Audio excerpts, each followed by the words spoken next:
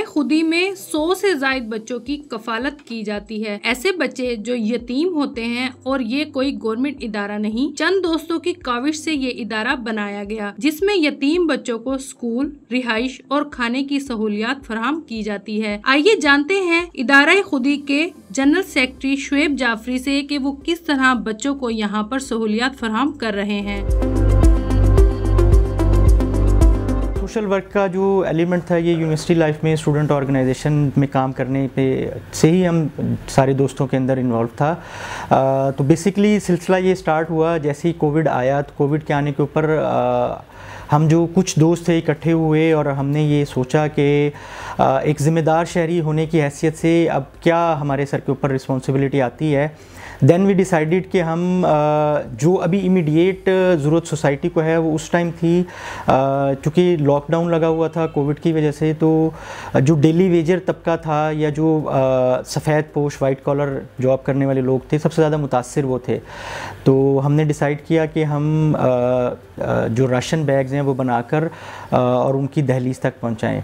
वो खुदा के फजल करम से तकरीबन 2600 बैग्स जो हैं हमने डिस्ट्रीब्यूट किए। देन रमज़ान आया तो रमज़ान में वसीयत अमीर अल मोमिनीन पढ़ते हुए ये जुमला जब आया कि मेरे बाद यतीमों का ख्याल रखना, कहीं वो बर्बाद ना हो जाएं, हमने फ़ौरी तौर के ऊपर एक घर रेंट पे लिया। और इनिशली जो हमारे राब्ते में 4 बच्चे थे, वो बच्चे जिनके वालिद साहब इस दुनिया से जा चुके थे, उनके गार्डियन से रिक्वेस्ट करके हम उनको हाउस में लाए। और फिर ये सिलसिला चलते चलते चलते आज हमारे पास 112 बच्चे हैं जो कि इस बिल्डिंग में मौजूद हैं। और इसी तरह फ़ातिमा हाउस के अंदर 20 बच्चियाँ भी हैं। हमें तकरीबन ये 5वां साल चल रहा है कि हम यानी सोशल वर्क के अंदर प्रॉपरली एज आ ऑर्गेनाइजेशन, एज आ NGO हम काम कर रहे हैं। साथ साथ मैं ये ऐड करता चलूँ कि हमारे पास सिर्फ ये 3 बच्चों के अलावा हम लोग डॉवरी फ़ंड पे काम कर रहे हैं। फोकस हमारा मेजरली जो है वो ऑर्फन बच्चे हैं, यानी ऑर्फन हमारा मेन दायरा कार है। यानी अगर हमारे पास कोई डॉवरी फ़ंड की डिमांड आती है तो हमारी प्रायोरिटी ये होती है कि हम उस बच्ची को प्रेफर करें कि जो यतीम है, जिसके वालिद साहब इस दुनिया में नहीं है। इसी तरह हमारा एक सिलसिला चल रहा है हेल्प के नाम से, हमदर्द एजुकेशन लिफ्ट प्रोग्राम।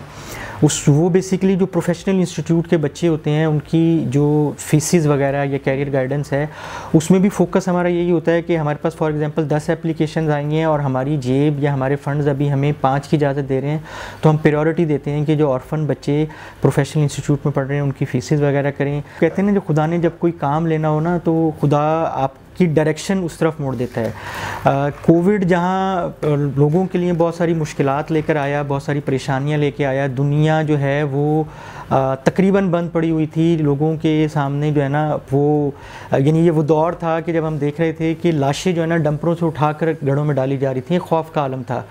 लेकिन उस कोविड ने बहुत सारे यानी ऐसे आफ्टर इफ़ेक्ट्स लाए कि जिस तरह ऑनलाइन मार्केट बहुत ज़्यादा उठ गई, इसी तरह हम ये समझते हैं कि ये कोविड की बरकत थी जो खुदा ने हम लोगों से ये काम लेना था। और ये ऑब्वियसली एक टीम वर्क होता है, ये 1-2 लोगों के बस की चीज़ नहीं होती। हम कुछ दोस्तों ने सिलसिला शुरू किया था, अभी माशाल्लाह हम मोर देन 20 लोग हैं कि जो इस पूरे प्रोजेक्ट की प्लानिंग कर रहे होते हैं, इसकी डे टू डे अफेयर्स को देख रहे होते हैं।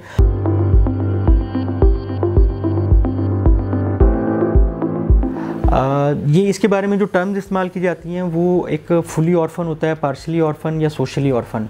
यानी फुली ऑर्फन वो बच्चा होता है जिसके मदर फादर दोनों इस दुनिया में नहीं रहे, पार्शली जिसके वालिद साहब इस दुनिया में नहीं है। इसी तरह जो सोशली ऑर्फन होता है यानी माँ और बाप की सेपरेशन होगी, डाइवोर्स होगी किसी वजह से।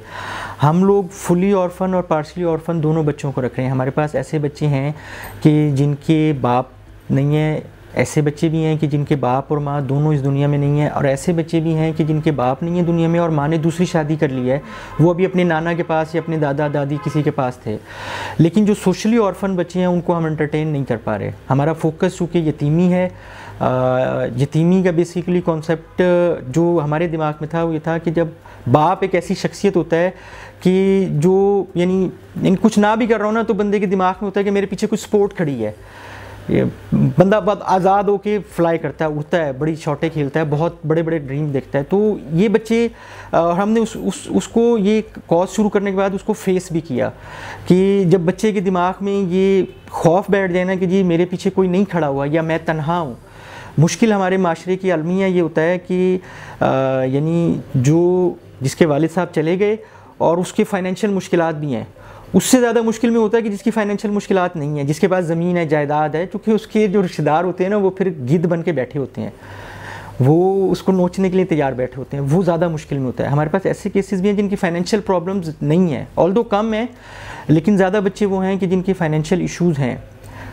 इसका बेसिक पर्पज़ ये था कि बच्चे को उसकी सरपरस्ती की जाए, उसको गाइड किया जाए कि बेटा अब आप मैट्रिक में आ गए हो, आगे आप ये कर सकते हैं, ये गाइडलाइंस हैं, और आपने फ़ीस के लिए परेशान नहीं होना, आपने ये परेशान नहीं होना कि मेरे घर के खर्चे कहाँ से चलेंगे। वो ये इदारा खुद ही बैठा हुआ है। आप आज़ाद होके आप अपनी जो आपके दिमाग में आइडिया आ रहा है, जो आप प्लान कर रहे हैं अपने फ्यूचर के लिए, उसके बारे में फाइनेंशियल कॉन्स्ट्रेंट के बगैर आपने फ्लाई करना है। ये बेसिकली इसका कॉज था और इसी के लिए हम खड़े हुए हैं। आपने एक पौधा लगाया और वो पौधा बड़ा होकर दरख्त बन गया और फल देने की पोजीशन में आ गया, तो आपको बहुत खुशी हो रही होती है, और वो जज्बात जो है ना वो इजहार करना भी शायद अल्फाज उसके लिए ना हो।